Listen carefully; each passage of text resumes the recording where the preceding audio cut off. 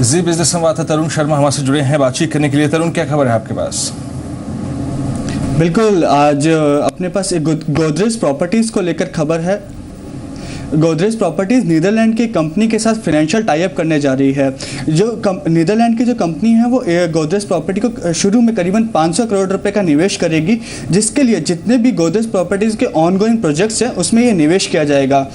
पिछले कुछ लंबे समय से गोदरेज प्रॉपर्टी बीकेसी के अंदर एक लैंड है जो जेट एयरवेज से गोदरेज प्रॉपर्टीज ने लिया था, उसके लिए पी इन्वेस्टमेंट ढूंढ रही थी, लेकिन अब और एक दूसरा रीडेवलपमेंट का एक प्रोजेक्ट था बाईकला, दोनों के लिए ही गोदरेज प्रॉपर्टीज एक पी इन्वेस्टमेंट की तलाश थी। अब यदि ये financial tie up Dutch Netherland की कंपनी के साथ हो जाता है तो वो एक तलाश पूरी हो जाएगी। दूसरी ये जो सबसे बड़ी खबर इसलिए बन जाती है क्योंकि गोदरेज प्रॉपर्टीज पे करीबन 1500 करोड़ का डेट है। जब ये फाइनेंशियल टाई अप हो जाएगा तो ये डेट कहीं ना कहीं कम हो जाएगा, जो बैलेंस शीट पे काफी अच्छा असर डालेगा। तरुण, आपने कहा कि करीबन 500 करोड़ के आसपास की इन्वेस्टमेंट इनिशियली होगी, ये फेजेस में होगी या फिर एक जुटी पैसा आएगा? बिल्कुल, जो पहला जो 500 करोड़ का जो निवेश है वो एक फेज में आएगा। उसके बाद जो जैसे जैसे गोदरेज प्रॉपर्टीज अपने प्रोजेक्ट आगे बढ़ाएगी वैसे वैसे ये जो नीदरलैंड की कंपनी है ये उसमें निवेश करेगी। जैसे कि अपन यदि गोदरेज प्रॉपर्टीज के मॉडल की बात करें, वो ना लैंड खरीदते हैं, वो सिर्फ अपने नाम को आगे बेचते हैं। तो अब जहाँ पे लैंड किसी का होगा, जो जेवी जिस हिसाब से की जाती है, अब फाइनेंशियल टाई अप भी यदि कंपनी को मिल जाता है तो कंपनी सिर्फ अपने नाम के हिसाब से ही आगे बिजनेस करेगी।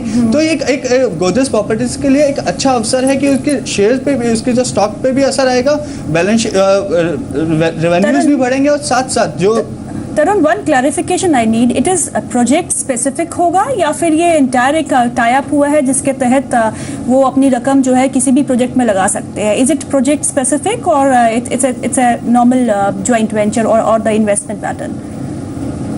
नहीं, बिल्कुल, अभी ये टाई अप अभी कंपनी ने अनाउंस नहीं किया है। इस तरीके की बातें कंपनी की नीदरलैंड कंपनी के साथ चल रही है। पहली बात। दूसरी बात यह है कि ये पूरी कंपनी जो गोदरेज प्रॉपर्टी जहां जहां अपने प्रोजेक्ट लगाएगी उसके लिए नीदरलैंड कंपनी इनमें निवेश करेगी। तरुण, बहुत बहुत शुक्रिया आपका, बहुत शानदार रिएक्शन यहाँ पर आया इस काउंटर पे।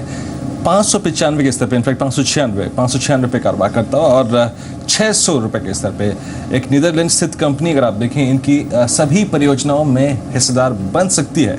महत्वपूर्ण खबर, और उस महत्वपूर्ण खबर का अगर आप देखें तो मार्केट फोर्सेस ने एक ऑलमोस्ट, अगर आप देखें, थम्स अप दिया है इनको 598, और अभी अभी ये जो हाई लगा के आई करीब 600 रुपये का।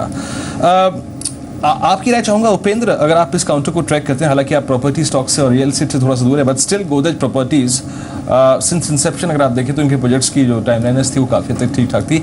ये खबर जो तरुण ने अभी दी है, अप्रॉक्सीमेटली अगर इसमें से 50% 60% रियलिटी भी मान के चलें, गोदरेज प्रॉपर्टीज आपको 600 रुपये के प्राइस पर कैसा लगता है इस वक्त? वीरेंद्र, आपने सच कहा कि नॉर्मली रियलिटी स्टॉक्स मैं टोटली अवॉइड करता हूं, लेकिन Godrej property is a totally different company. Background बहुत अच्छी है ग्रुप की, और उनके बिजनेस मॉडल भी अभी तक तो अलग थी कि दूसरे के लैंड्स पे अब वो काम कर रहे थे, लेकिन अभी वो लैंड्स के ऊपर भी लैंड्स भी ले रहे हैं। तो स्लाइटली रिस्कियर मॉडल, लेकिन फिर भी ये company is a much preferred company considering the background and overall thing. और इस तरह की कुछ उनकी इन्वेस्टमेंट होती रहेगी, कंपनी में होती रहेगी तो बहुत ही अच्छा है। इवन उनके SPV में होते रहेंगे तो भी कुछ बुरा नहीं है। तो I think it's a great company and one should invest it. आपको रियल एस्टेट या डेवलपमेंटल इसमें एज अ प्रॉक्सी करना है तो I think it's a very good company to look at. Rajesh, आप क्या करेंगे गोदरेज प्रॉपर्टीज पे? 610 का स्तर अब देखने को मिल रहा है, टेक्निकली कुछ दम दिख रहा है आपको? इसके अंदर वॉल्यूम कम होते हैं तो डेफिनेटली अपने 52 वीक लो के पास नीचे चल रहा था, तो मेरे हिसाब से कंपनी अच्छी है लॉन्ग टर्म के लिए।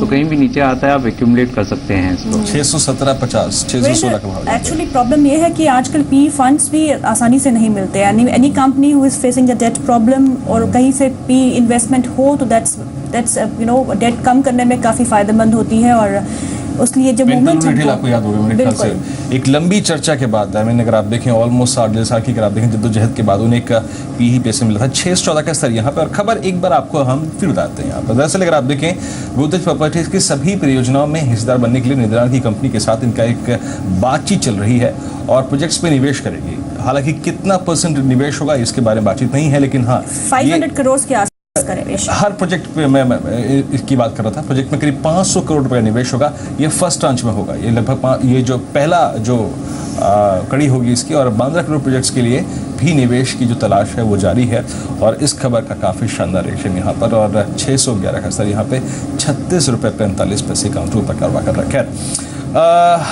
चलिए अब मिड कैप के गेनर्स की कुछ बात करते हैं। कुछ मिड कैप में ऐसे कुछ गेनर्स जो कि इस वक्त एक फ्रेश ट्रेड के लिए तैयार हों, जहां वॉल्यूम्स काफ़ी ठीक ठाक हो, फ्रेश ब्रेकआउट हो या फिर मतलब वर्ज ऑफ ब्रेकआउट जो काउंटर्स बैठे हैं।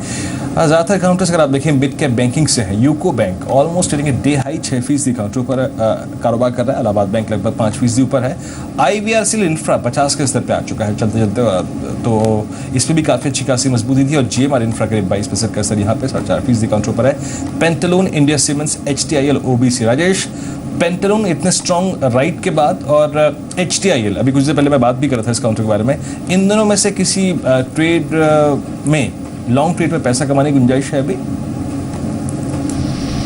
जी डेफिनेटली आपने जितने भी स्टॉक के नाम अभी लिए हैं इकट्ठे, इंफ्रास्ट्रक्चर के या बैंकिंग के, सारे